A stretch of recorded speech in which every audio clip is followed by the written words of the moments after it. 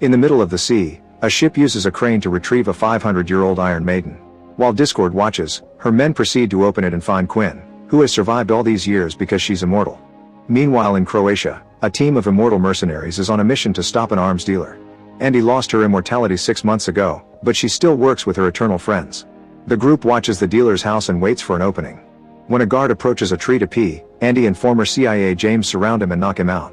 Nikki and Joe sneak around the garden and start fighting 2 more guards.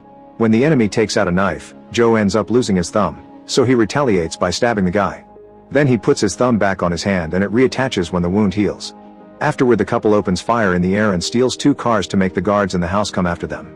The men get on their bikes and chase them, leaving the door free for Andy and James to go inside. More guards appear and open fire, so the duo rushes to hide. Andy finds a sword on the wall and steals it to fight the men, slashing them all down in just a few seconds. Then she goes outside and re-enters the next room through a different door to surprise more guards from behind, also quickly killing them. On the river, former Marine Nile appears on a boat and opens fire to kill the men at the back of the house. The boat crashes on the stairs and Nile has to jump out to keep moving on foot, always with open fire to kill the men that keep coming after her.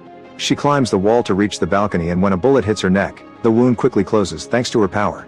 Inside, Andy and James are also fighting as enemies won't stop coming. They use a variety of shots, slashes, and punches to bring them down.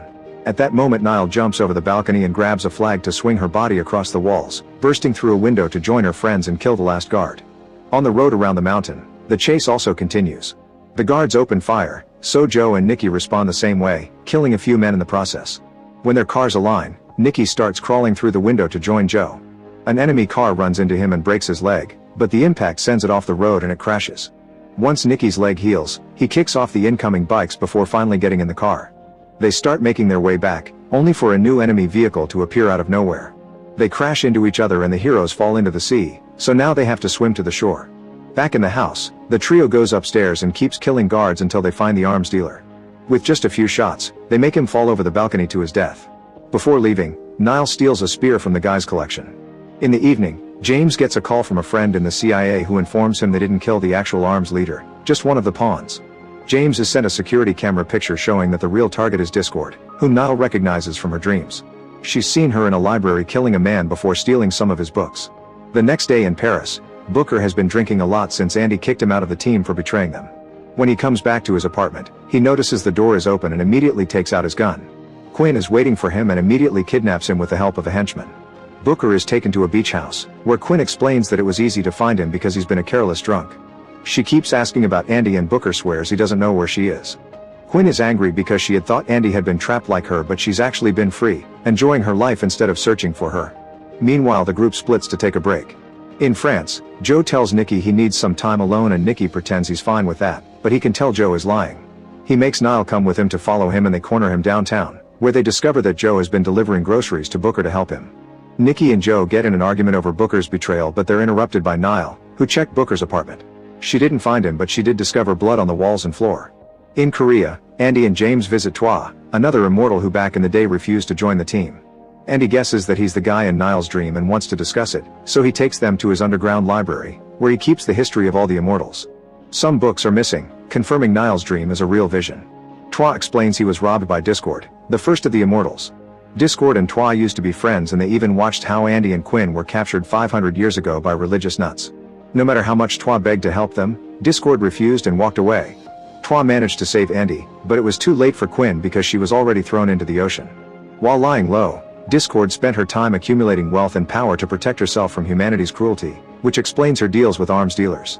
Twa doesn't know why she's come back now, but she's stolen the books containing the history of the team. Andy confesses she's lost her immortality and is worried that Discord may know. A few hours later they return to their safe house, where Twa meets the rest of the team. After they exchange information, Joe receives a call from Booker, who asks for a meeting.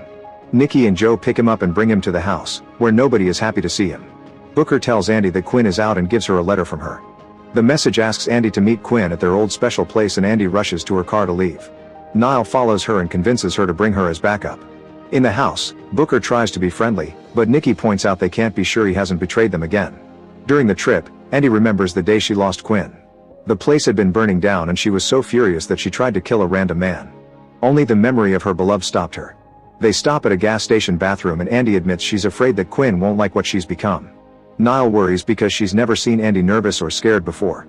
The next day in Italy, Andy meets Quinn while Nile watches from afar. Andy apologizes for failing her and explains she did search for Quinn, but the ocean is too vast and deep. When Andy asks her to join the team, Quinn refuses because she doesn't want to fight for humanity after what they did to her. Realizing that Andy won't leave her friends for her, Quinn walks away and Andy follows her while telling Nile to stay back. At that moment, Nile sees Discord leaving a building. Andy tries to stop Quinn, who defends herself and starts a fight in an alley even though Andy says she doesn't want to fight her. Both women are amazing fighters and make good use of their surroundings as support. They exchange blows for a while until Nile interrupts them to announce that Discord is behind them. Discord just smiles at them and walks away, so Nile follows her. Quinn mentions Nile's name and Andy realizes she was rescued by Discord, meaning they're working together. They start fighting again and Quinn rips off Andy's necklace, which is a gift she gave her back in the day. When Quinn starts running, Andy goes after her, but she loses her in the city crowd. Meanwhile, Nile enters a church to find Discord, who says she was there when they crucified Jesus. Discord insults Andy and the team for helping humanity after all they did to their kind. She also says that she and Nile are connected, which she proves by their matching birthmarks on their arms. According to Discord, Nile will be the last immortal, but she leaves without saying more. Afterward, the team returns to the safe house and discusses what happened, but they don't know how to proceed. Andy thinks about the day Quinn gave her the necklace and grieves in private. Twa asks Booker if Nile ever hurt Andy, and Booker explains that when they met, they fought and Nile stabbed Andy. Following an old legend, Twa concludes that Nile has the power to take away immortality and Discord may want to use her to get rid of all of them. He also explains that once wounded by Nile, an immortal has the option to pass on their immortality to someone else before they lose it. In the morning, Booker tells Andy he should go, but Andy allows him to stay because of the emergency situation. He also admits he'd love to have an expiration date to give his life meaning. At an airport, Discord continues to manipulate Quinn to get revenge on Andy's team. Quinn says she wants revenge on humanity too, which Discord agrees with. Later, a truck appears outside a nuclear facility in Indonesia. The guards immediately open fire but the truck keeps going and crashes into the gate, causing a small explosion. The men think the driver is dead, but it happens to be Quinn, who soon recovers. She grabs a guy hostage to keep the guards distracted and Discord's henchmen shoot them all down from behind. Then the group crashes more vehicles into the main building, making employees panic. More guards are shot down by the henchmen while Quinn makes her way into the inner rooms. Back to Booker, he sees Nile training outside and asks for a spar. Twa notices their skills are very similar and asks to join them too. A fight begins among the three of them, which proves they all have amazing combat skills even when going against multiple enemies. Eventually Nile ends up cutting Booker's arm and she apologizes, but nobody thinks it's a big deal. In private, Booker shows Twa that his wound isn't healing, so the theory is right and he isn't immortal anymore. Booker asks Twa to keep the secret from Andy. Afterward, James calls for a meeting because he's received security footage from the nuclear plant. Quinn's team has taken control of the building and installed a bomb in the nuclear core. They all can guess this is a trap, but they have no choice but to go anyway, since a nuclear explosion would be much worse. In private, Joe admits to Nikki that he's scared, so they comfort each other knowing that their love won't ever stop being eternal. In a few hours, the team arrives at the nuclear plant on their bikes. James stays outside and uses a scan of the building to guide the others through their earpieces. As the group searches the plant, they find small bombs installed all over the place. Eventually they're surrounded by the henchmen and since they're near the explosives, nobody wants to use bullets. A hand-to-hand battle begins using all sorts of martial arts, knives, swords, and even axes. The goons aren't good fighters but they move swiftly enough to make the team split. As some henchmen are thrown off the catwalks, a surprise shot causes a small explosion that severely damages Nikki and causes him to fall too, but he recovers quickly. Twa, Nikki, and Joe find a door and decide to keep moving. There's another small explosion waiting for them in the corridor but it only slows them down for a second. They make it to the control room and are surrounded by more of Discord's men, so the combat continues with more kills and violence. They beat up the enemies quickly, only for the doors to close behind them to trap them. Suddenly liquid nitrogen starts filling the room and it immediately freezes the three men. More men come by to carry the bodies away in bags.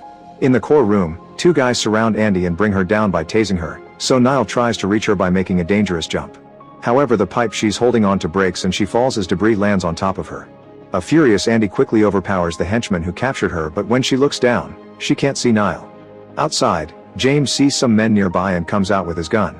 He opens fire, but there are too many of them and they capture him pretty fast. Andy is getting worried because nobody answers her calls. A few men catch her by surprise and hold her down on the floor, but at that moment Booker knocks them out with his axe. Suddenly another small explosion happens at the door and blocks their way, so the duo has to take an alternate path.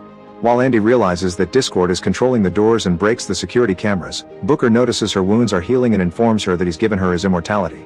In the next corridor, they bring down more goons and Andy gets a wound on her arm. She sees it heal and finally believes Booker's story. More men are coming after them, thus Booker runs through the door and lets it close behind him so Andy can continue the mission while he keeps the enemy distracted. A desperate Andy tries to open the door in different ways to no avail. Booker is shot many times but he keeps fighting until the end, killing all the men before he finally falls dead too. Meanwhile, Nile crawls out from the debris and makes her way to the core, where she finds Quinn. She tries to tell her that Discord is manipulating her, but Quinn just attacks her. The women manage to exchange a fair amount of blows before Nile finally slashes Quinn's stomach, taking her immortality. While Quinn stares in shock at her open wound, Discord appears behind Nile and stabs her with a sword to bring her down. Then her men take away her body too. Now that the rest of the team is defeated, the door opens and Andy continues the search. Eventually she finds the main bomb and Quinn sitting next to it with the trigger. They exchange a few words about the philosophy they used to share when they were young and who they really are now, which convinces Quinn not to detonate the bomb. After noticing that Quinn isn't healing, Andy hears a weird noise and runs outside. It turns out Discord is taking all the bodies away in 2 helicopters.